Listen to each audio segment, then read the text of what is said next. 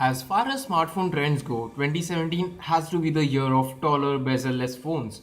Pretty much every flagship sported one. And you know how it is with technology, fancy features eventually trickle down to inexpensive handsets. The Honor 7X is one of the first of this species. Keep watching to find out if this is a worthy contender to the populated budget segment or a one-trick pony.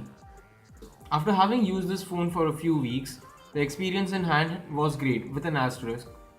The entire smooth metal build with edges that flow into the body feels very premium.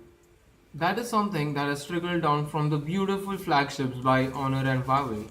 But I found it to be a little too slippery. And it gets worse because of how tall the phone is. Don't even think of using this single-handedly. Though I must say the design is massively refined from the Honor 6X. There was a time when I was running after my dog with the 7X in my back pocket and it literally just slipped out and fell on the ground. But surprisingly, there were no marks of the fall. It was impressive how strong this phone is in the multiple drops that happened in the following days. The display seems to have a good quality Gorilla Glass protection.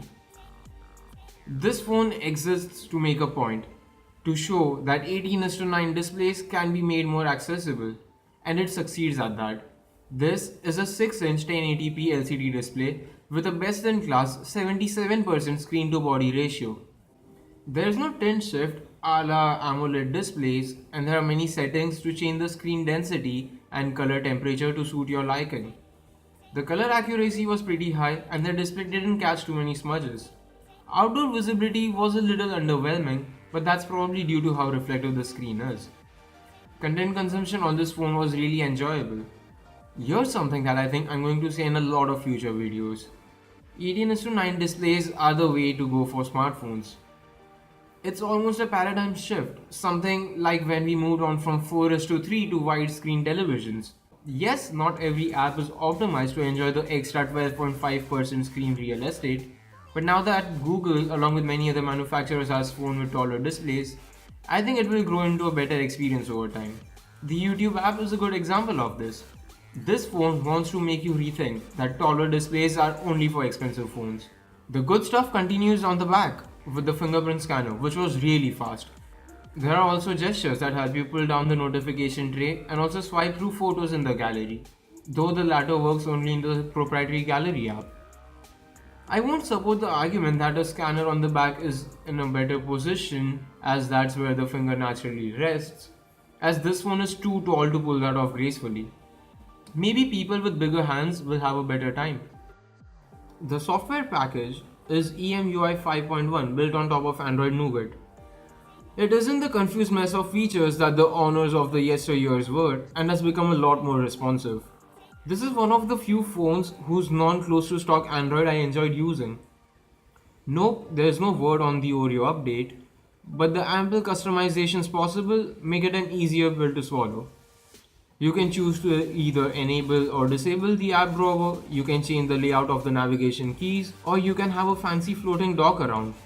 There's a swipe down to search, a feature that we have seen on iOS. A swipe across the navigation bar turns on the one-handed mode. Multi-window is very useful in making use of the big display. App Twin lets you have two instances of the same app, and you can also lock specific apps with your fingerprint. There's also a theme store, but it lacked any options during press time. The software rarely slowed down, and switching between apps was generally quick, but app load times were long.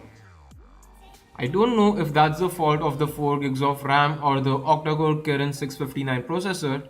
I could notice a considerable drop in frame rate when gaming at max settings, though almost everything else apart from gaming was a breeze. Works as expected from a mid-ranger.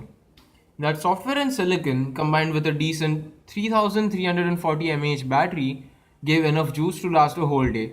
Standby time was really high, and most users should be able to get more than a day's use from this. But when you gotta fill the tank up, the 5-volt 2 amp charger takes almost 3 hours to fill that battery pack. This is one of the slowest charging speeds of any 2017 phone that I have used. So you might want to plan out your top ups accordingly. All that power delivery happens through a micro USB port on the bottom. Dear Honor, if you really want to be an early adopter to upcoming features, Get rid of the micro USB port in favor of a Type-C connector. That connector is flanked by a speaker grill and a 3.5mm headphone jack. The speaker gets the job done and has the same bottom firing speaker caveats. Thankfully, the endangered headphone jack works well, and there are some options in settings to tune it according to your taste. The storage goes up to 128 GB, which can further be augmented via the hybrid SIM slot.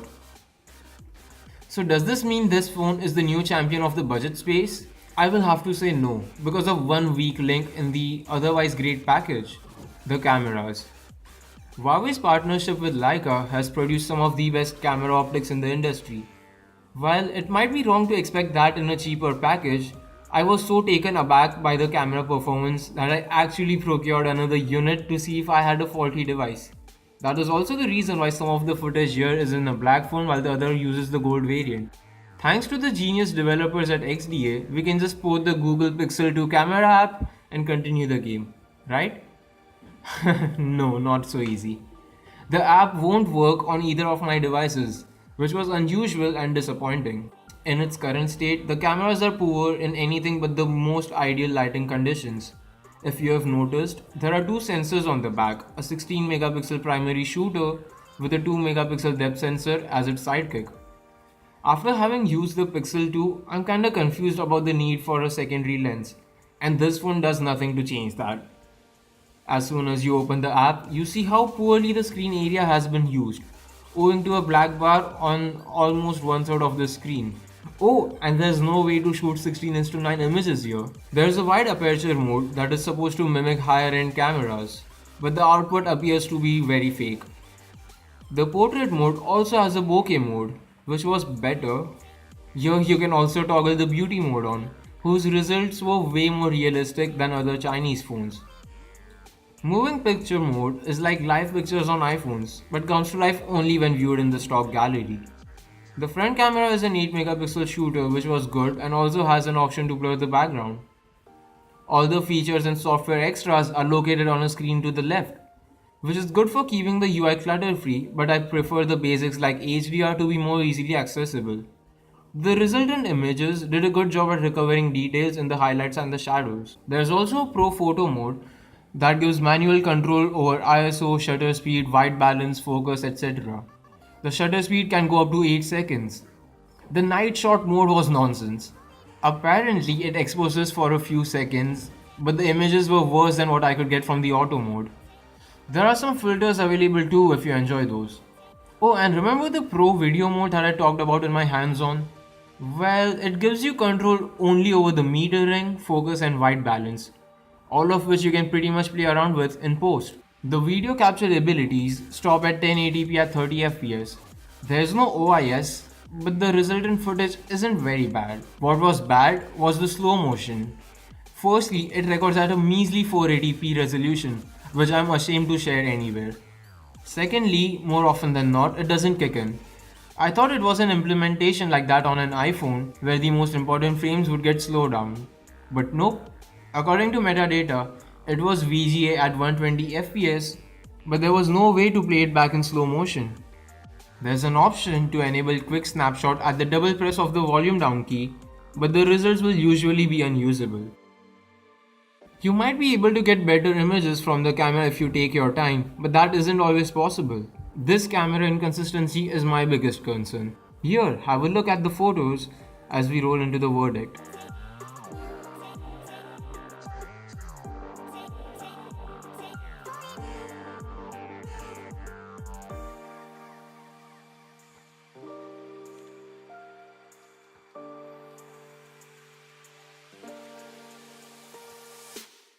That leads us very well into the conclusion.